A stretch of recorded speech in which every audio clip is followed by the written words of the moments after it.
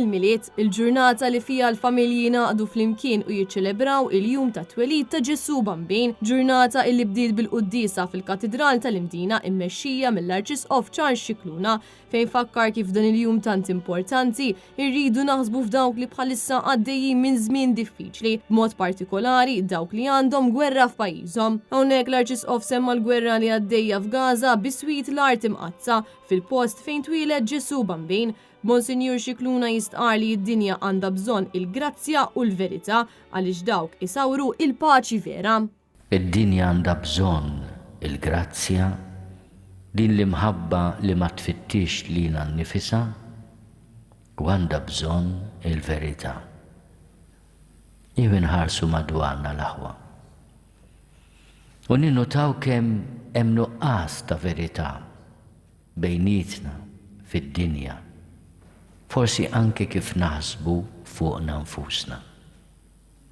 Jew inħarsu lejna u madwarna u naraw kemm hemm bżonn ta' mħabba li ma tfittix lilha nnifisha. Kemm hemm bżonn ta' ħniena fid-dinja, ta' modrija, il-pedament tal-veru paċi. Apparti minn hekk Monsinjur Scicluna stqar li kull miliet irid ikun miliet ta' tama fejn tirrenja l-imħabba dan fil-waqt li għandna nimxu fuq il-passi ta' Ġesu nieħdu ħsieb xulxin. Kull miliet irid ikun messaġġ ta' tama li aħna nistgħu ninħelsu mill-kefrija, mill-lebusija tal-qalb, mill-laċċa l-vendetta u nafdaw fil-prinċep ta' sliem. Kien id-dawl veru li jdawwal kull bniedem.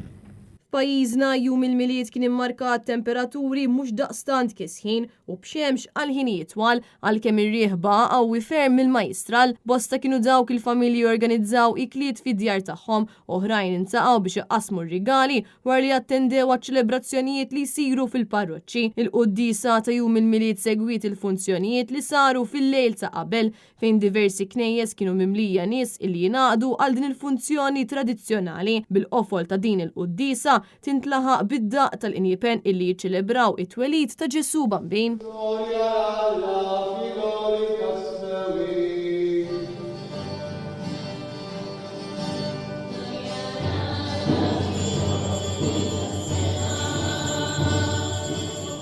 Qabel il-qudiesa ta' nofs il-lejl saret ukoll il-pridka tradizzjonali tal-miliet użanza li ilha snin twal issir fil-parroċċji u f'diversi lokalitajiet fejn isiru dawn il-funzjonijiet fil-lejl tal-miliet.